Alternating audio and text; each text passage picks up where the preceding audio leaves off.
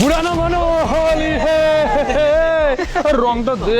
আমি একটা কাজে যাচ্ছি, প্লিজ আমাকে রং লাগাবে না। আরে যাচ্ছ কোথায়? আরে হাতটা ধর না। রংটা লাগাই, রংটা লাগাই, প্লিজ রংটা লাগাই। আমি মায়ের ওষুধ আনতে যাব, প্লিজ করো না এগুলো। লাগাবো না কেন? হ্যাঁ রংটা দে ভাই, রংটা দে। খেলবো হোলি, রং দেবো না তাই আমি একটা কখনো কাজে হয়? যাচ্ছি, প্লিজ আমাকে রং লাগাবে না। দেখি মামনি, লাগা রং তাড়াতাড়ি ভালো করে মাখা, ভালো করে। করো না এগুলো প্লিজ। খেলবো হোলি, রং দেব না, তাই কখনো হয়? আরে কি হলো, ছেড়ে দিলে কেন? এই রং খেলবে না? এটা কি হলো কি? হ্যাঁ আরে বাবা রাগ করলে নাকি? আরে বুড়া না মানো হোলি হে। তোমাদের তো খুব রং মাখার শখ, এসে আমি রং মাখাই। এটা কি হলো হচ্ছে বলে দিলাম, এটা তো ঠিক হচ্ছে না। ঠিক হচ্ছে না? আর তোমরা যে কিছুক্ষণ আগে এই মেয়েটাকে জোর জবরদস্তি করে রং মাখাচ্ছিলে, সেইটা ঠিক হচ্ছিল। তো হোলির দিনে রং খেলতে গিয়ে কি আবার পারমিশন নিতে হবে নাকি? হ্যাঁ নিতে হবে, প্রয়োজন পড়লে পারমিশন অবশ্যই নিতে হবে। এই মেয়েটা কি তোদের বাড়ির কেউ, চেনা কেউ? তাহলে তোরা কি মনে করিস এই হোলির দিনে রং মাখানোর নাম করে তোদের এই নোংরামি কেউ বোঝে না, তাই না? হ্যাঁ, মেয়েদের গায়ের ওপর উঠবি, জোর জবরদস্তি রং লাগাবি, এখানে সেখানে হাত দিবি, এটাই তো তোদের উৎসব, তাই তো? প্রতি বছর তো এইসবই হয়ে আসছে।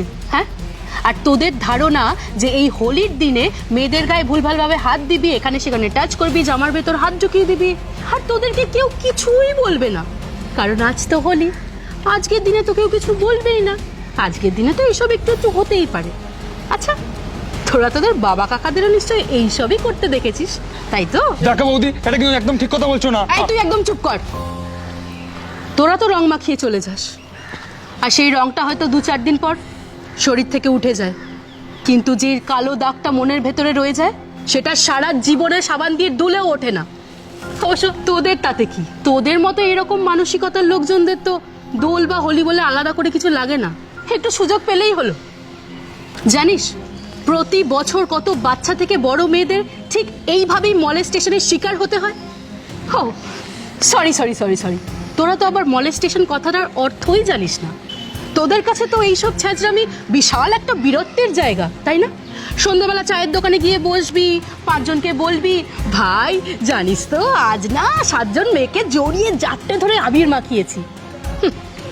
কিন্তু তোরা এটা বুঝিস না, তোদের মতো এরকম ছোট লোক মেন্টালিটির লোকজনদের জন্য কত মেয়েরা আজ বাড়ির বাইরে বেরোতে ভয় পায়। আচ্ছা, তোদেরও তো বাড়িতে মা, বোন, বৌদি এরা আছে, তাই না? হ্যাঁ, কাল যদি তাদেরকে কেউ রাস্তায় বের করে এইভাবে গায়ের ভেতরে হাত ঢুকিয়ে উল্টো পাল্টা ভাবে রং মাখায়, তোদের কেমন লাগবে? ভালো লাগবে তো? হ্যাঁ, অবশ্য মলেস্টেশন তো বাড়ি থেকেই শুরু হয়, আর আমার কি মনে হয় জানিস তো, তোদের বাড়ির মেয়েরা তোদের বাড়িতেও সেফ নয়। সরি বৌদি, আমাদের ভুল হয়ে গেছে, ক্ষমা করে দাও। সরিটা আমাকে নয়, এই মেয়েটাকে বল, পারলে ও যদি তোদের ক্ষমা করে, বাট আমি করব না। আর যদি তোরা সত্যি ভেতর থেকে তোদের খারাপ লেগে থাকে, তাহলে কান ধরে সরি বল, আর প্রমিস কর যে এই রকম অভদ্রতামি আর কোনোদিনও কারুর সাথে করবি না সারা জীবনে। সরি। দোল মিলনের উৎসব, আনন্দের উৎসব। আপনার সীমাহীন আনন্দ যেন অন্য কারোর জীবনে কালো দাগ হিসেবে থেকে না যায়। সতর্ক থাকুন, সুস্থ থাকুন এবং সহনাগরিকদের সঙ্গে শালীনতা বজায় রেখে রঙের উৎসবে মেতে উঠুন। আল্টিমেট মিডিয়ার পক্ষ থেকে সমস্ত দর্শককে জানাই দোল এবং হোলির আন্তরিক প্রীতি এবং শুভেচ্ছা।